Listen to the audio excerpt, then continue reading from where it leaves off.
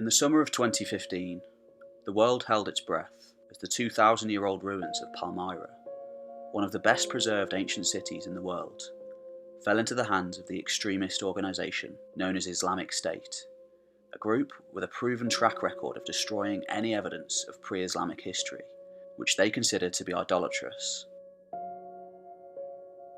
During their time in Palmyra, a multitude of temples and statues were destroyed. Priceless artefacts were carried off to be sold on the black market. The remaining custodians of the city were murdered in cold blood. IS certainly had their work cut out, however.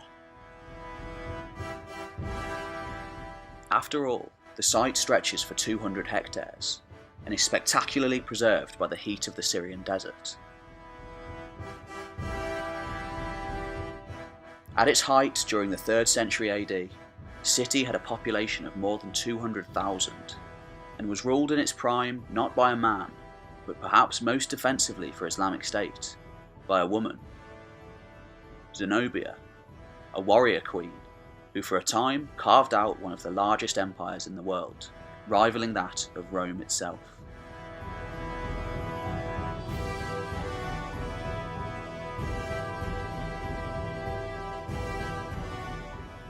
Palmyra began life as a rich trading centre sometime in the 2nd millennium BC, long profiting from the lucrative Silk Road which passed through the region. Before its incorporation into the Roman Empire in the 1st century AD, its population was made up of an amalgamation of Amorites, Aramaeans and Arabs, likely speaking a form of Aramaean which soon diverged into a local dialect known as Palmyrene. Whilst the city's inhabitants worshipped a diverse collection of local Mesopotamian and pre-Islamic Arab deities, the culture of the city was heavily influenced by Greco-Roman traditions which tended to be adopted by the richest and the most powerful families, due to the beneficial links that could then be forged with the rest of the Roman Empire. The city had once been a tribal confederation strictly based along ancient ethnic divisions, but by the time Zenobia was born in 240 AD, Palmyra had become a vast melting pot of different cultures and traditions, and incredibly wealthy from the peace which Rome's overlordship had brought with it. Zenobia was born into not only a wealthy city-state, but a powerful one in its own right, as necessity dictated that they needed a large army to defend themselves from the old Roman enemy of Persia. Although we know little about where exactly her family came from, we know that they were themselves powerful enough that Zenobia was able to marry the self-proclaimed king of the city, Odenathus, in 260 AD. Odenathus hailed from a native Palmyrene family who had been made Roman citizens in the 190s and only grew in status during his lifetime, enjoying the privileges afforded by Palmyra's special city-state status within the empire, largely like the privileges that the Greek city-states once held. By 260, the empire was in turmoil. The emperor, Valerian, had recently been defeated in battle at Edessa and captured by the old enemy, the Persians, now led by the Sassanid ruler Shapur I. Valerian was reportedly kept as a footstool for the king for years, before he was eventually killed, possibly by having molten gold poured down his throat. Although these details could very well be later Roman fabrications, the empire was in turmoil. Large areas of the empire began to break away when they heard the news, with self-proclaimed emperors appearing throughout the provinces.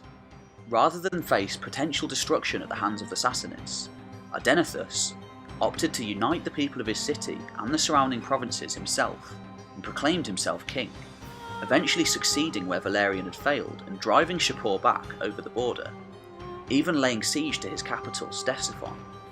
Valerian remained in captivity, however, so Odenathus, now supported by a powerful military and the vast riches of his capital city, opted to remain king. He did, however, support the new emperor, Valerian's son, against the other usurpers to his title.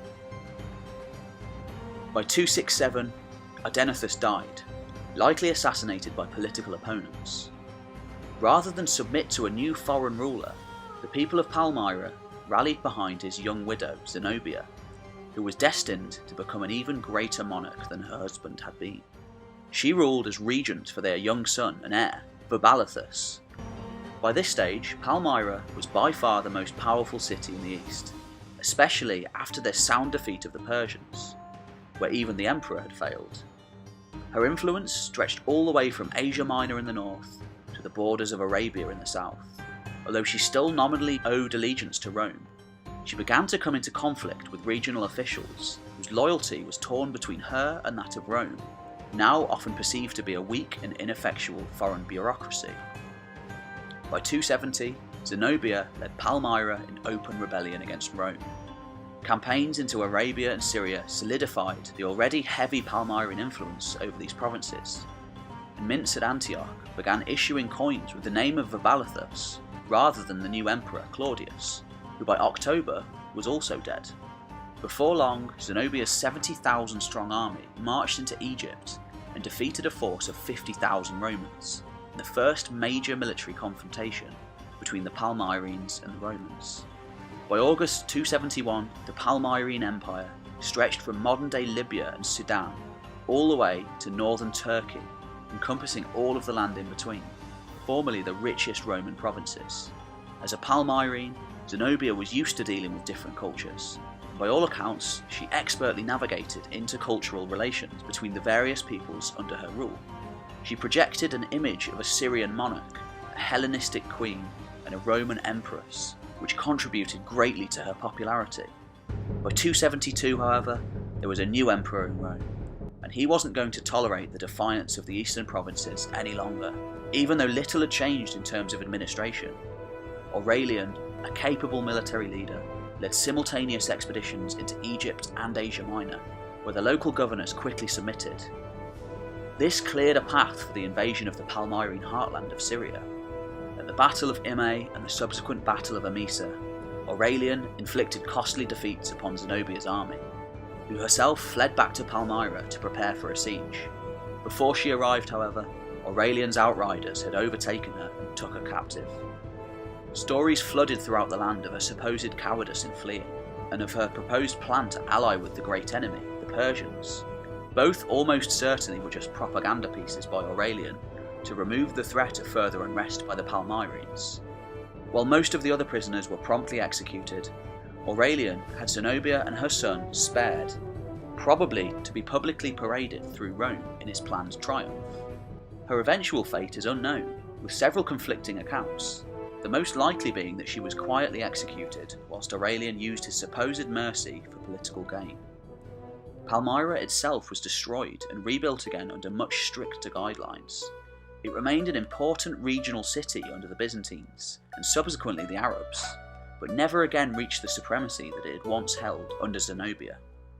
In 1400, the city's population was reduced to that of a small village by the invading Timurids led by Tamerlane, until 1932, when the final inhabitants moved out of the city into the nearby town of Tadmor. Zenobia remains a popular figure throughout the Middle East, most notably in Syria, where in the 19th century she became an icon for Syrian nationalism, with her image still appearing on banknotes today. She remains as an enduring legacy of the multiculturalism, tolerance, and immense power which the region once possessed, and maybe one day can possess again.